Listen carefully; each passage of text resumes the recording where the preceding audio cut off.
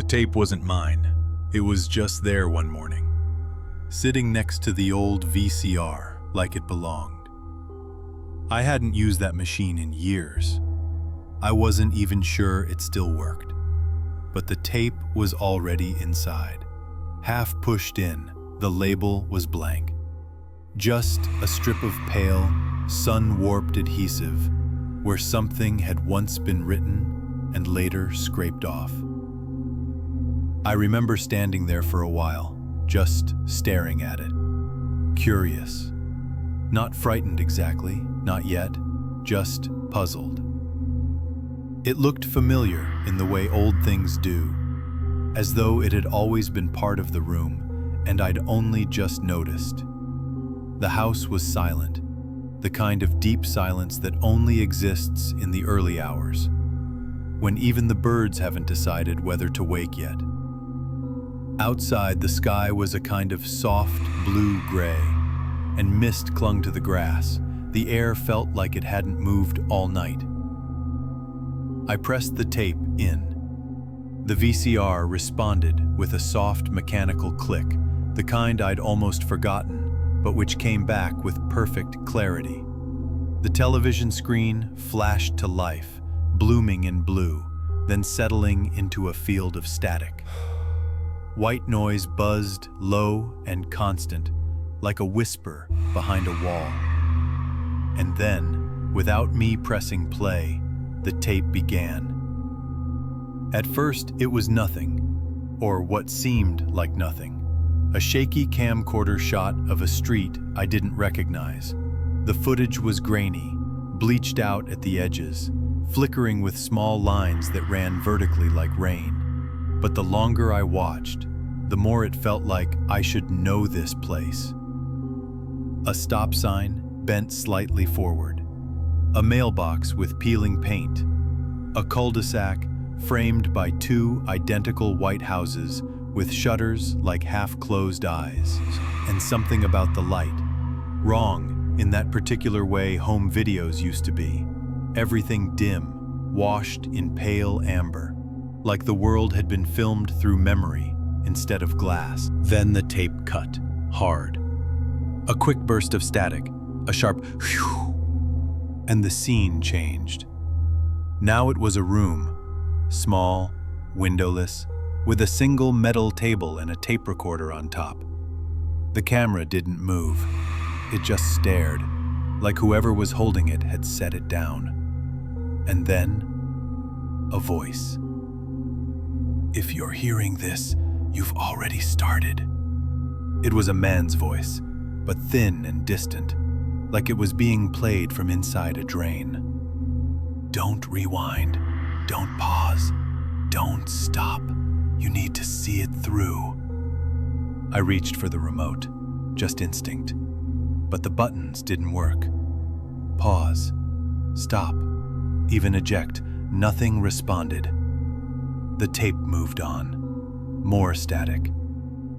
Then a forest trail, the camera wobbling, tilting too fast, catching glimpses of trees that all looked the same. Birch, I think. Tall, white, silent. There was no sound but the low hum of the tape itself and the distant rustle of leaves. Or maybe static again. It was hard to tell where the footage ended and the noise began. There was a flash of movement on the left edge of the screen. A shadow stepping out of view, not fast, not hiding exactly, just passing.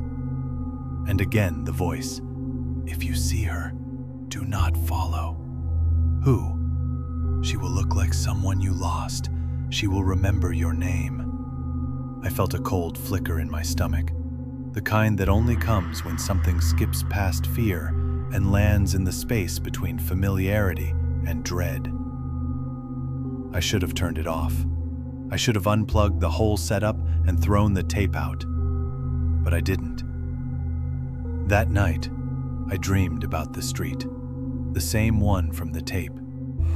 I walked it in slow motion, hearing the crunch of gravel beneath my shoes, smelling something old and dusty in the air, like an attic after rain. A dog barked once, far away, then fell silent. The mailboxes had no names. The houses had no windows. Only black squares where glass should have been. I woke up at 3:16 a.m. My TV was on, screen glowing blue. The VCR was humming. The tape was rewound. I didn't remember pressing anything. I sat there staring at the screen until the hum grew louder, louder than it should have. It was like it was building towards something, like an engine revving softly under breath. Then it played again, on its own. This time, the forest was darker. The trees were closer. There were markings now, carved into bark, spirals, scratched numbers, a crude drawing of an eye. The camera lingered longer between each cut. It was guiding me, frame by frame, toward something I hadn't agreed to see. Then a voice whispered, not the same one. Feminine, barely audible. "You're closer now." The next day, the tape was gone. The VCR was empty. I searched the room, moved furniture, even checked outside in case I had done something in my sleep. Nothing. No tape, no case, no label. Only a faint smell, like warm plastic and ash. I tried convincing myself it had been a dream, that maybe the whole thing had never happened. But that night, the dream returned. Not the forest this time. The room, the metal table, the tape recorder, the voice. "Don't stop watching." I haven't told anyone who would believe it. But here's the thing. I found a second tape. No label, just a pale square of adhesive, waiting. I should have destroyed the second tape. Instead, I stared at it on my kitchen table for hours. Same blank label, same faint scent of scorched dust. My hands hovered over it like it might move on its own. By evening, I gave in. It slid into the VCR like it belonged there. No static this time, just darkness and the sound of breathing, faint, wet, almost too close to the mic. Then, an image flickered into focus. It was my hallway. Not a hallway like mine, it was mine. Same scuffed trim, same coat hook that always tilted slightly right. The camera stood still, staring toward my bedroom door. I waited for it to change. I waited for me to walk past, or some movement in the shadows. Nothing happened. But the longer I watched, the more the image began to distort. Not in a glitchy way, no flickers or jumps, but slowly, almost imperceptibly. The shadows deepened, the paint grew dull, the air seemed heavier. And then I noticed something behind the door, a shape, just barely, pressed against the crack between wood and frame, not peeking, not moving, just there, waiting. The voice came back. "You've brought it home." That night, my dreams were worse. Not dreams, exactly, more like memories turned inside out. I was a child again, sitting in my grandparents' basement. The old TV buzzed in the corner, its blue glow casting long shadows over the floor. I could hear voices, distant and low, but couldn't make out words. Every time I turned toward them, they shifted, slipping behind my ears. Then the static began to whisper. It spoke in my voice, or a version of it, slower, worn. "You left us behind." I woke up gasping, my hands gripping the sides of the mattress. The VCR was on, the tape was playing, but the TV was off. Only sound, a loop of soft footsteps and something dragging across the floor. In the days that followed, I started noticing breaks in time, in sound, in reality. Sometimes I'd walk into a room and hear the last half second of something. A voice cut short, a door just finishing its close, though I knew I was alone. The clocks fell out of sync. The microwave always read 3:16, no matter how many times I reset it. Worst of all were the mirrors. Every reflection was just a little wrong. Not completely, just slightly delayed, or slower, or off. Once, brushing my teeth, I caught my reflection watching me after I turned away, just for a breath. But long enough. I thought I could end it. I thought if I stopped watching, it would fade. I unplugged everything. VCR, TV, even the lamps. But that night, the third tape arrived. No sound, no knock, just sitting on my bed when I came home from work. A small, pale rectangle. Blank label. Still warm. I threw it in the garbage, walked 5 blocks, and dropped it in the bin behind the gas station. The next morning, it was back, on the kitchen counter, facing me.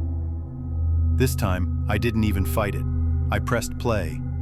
The image showed a field I'd never seen before, or at least I thought I hadn't. Grass bent in a wind I couldn't hear.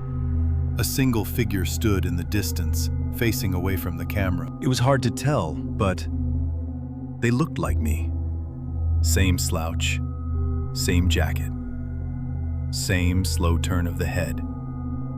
When the figure turned fully toward the camera, it revealed a face blurred beyond recognition. Not pixelated, not glitched, just smoothed out, like an unfinished mask. And it raised its hand, slowly, deliberately. It pointed, behind me. I turned. Nothing. But the air had changed. Thick, charged, curious. The screen went black. The last tape. And I say last only because I've run out of time, not because the tapes have stopped. Began 2 nights ago. It didn't show images anymore. Only sounds, echoes, snippets of laughter, old songs warped and slowed.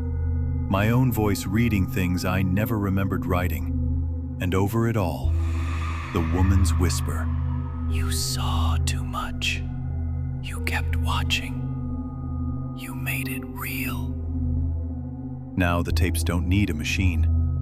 They play in my head, behind my eyes, in the hum of the refrigerator, in the pause between breaths.